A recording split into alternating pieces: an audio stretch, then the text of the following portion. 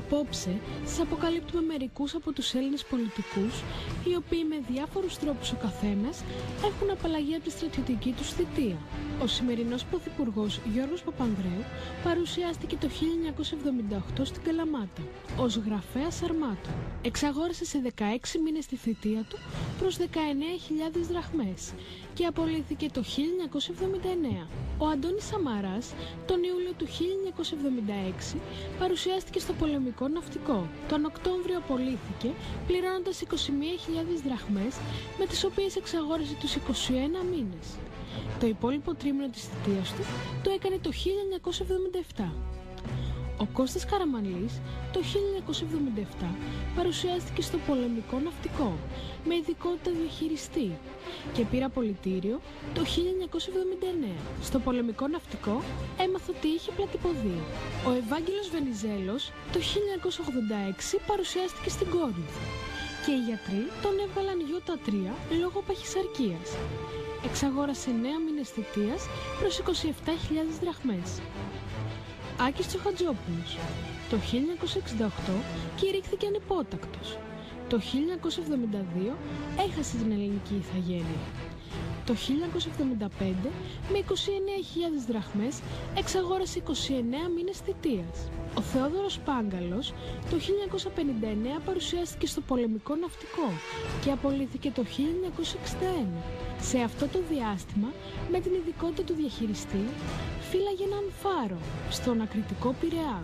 Ο Γεώργιος Καρατζαφέρης υπηρέτησε στην πολεμική αεροπορία στο λεκανοπέδιο Αττικής και ένα μέρος της θητείας του βρισκόταν στο Γραφείο Δημοσίων Σχέσεων της Αεροπορίας στην Οδό Πανεπιστημίου. Ο Αλέξης Τσίπρας την άνοιξη του 2003 είχε επιλεγεί να υπηρετήσει στο στρατό Ξηράς, όμως με μέσο στην τότε κυβέρνηση του Πασόκ κατάφερε να κάνει μετάταξη στο πολεμικό ναυτικό, στο κέντρο εκπαίδευσης Παλάσκα στο Σκαραμαγκά. Εκεί, αφού πέρασε τη βασική εκπαίδευση, ξανά βάλε μέσο και έτσι τοποθετήθηκε στη διοίκηση του Γενικού Επιτελείου Ναυτικού στην ακριτική Λεωφόρο Μεσογείων, στο Πεντάγωνο, μέσα στην καρδιά του Υπουργείου Εθνικής Άμυνας, όπου για να υπηρετήσεις εκεί τη θητεία σου θα πρέπει να διαθέτεις τεράστιο βίσμα. Την άνοιξη του 2004 χρησιμοποίησε ένα νόμο του Άκη Τσοχατζόπουλου που έλεγε ότι αν είσαι στο στρατό και κατέβεις υποψήφιος βουλευτής, παίρνεις προσωρινή απόλυση και επανέρχεσαι μετά.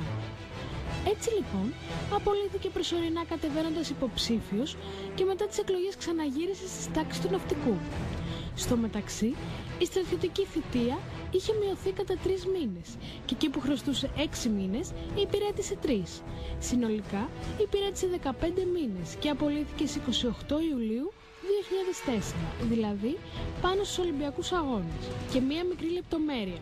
Σε άρθρο του στην Ελευθεροτυπία, το Μάρτιο του 2007, αναφέρει: ο στρατός παραμένει ένας χώρος όπου βουλευτές και πολιτευτές, κυβερνητικοί ή μη, μπορούν να κάνουν τα ρουσφετάκια τους και τις εξυπηρετήσεις τους και τα αστικά στρατόπεδα υπάρχουν μόνο για να εξυπηρετούνται τα λεγόμενα βίσματα. Έκανε δηλαδή αυτό που όταν απολύθηκε άρχισε μετά να κατηγορεί. Το στρατόπεδο των καταδρομέων. Ξέρεις προς τα πού είναι? Ποιος καλέ να ξέρει.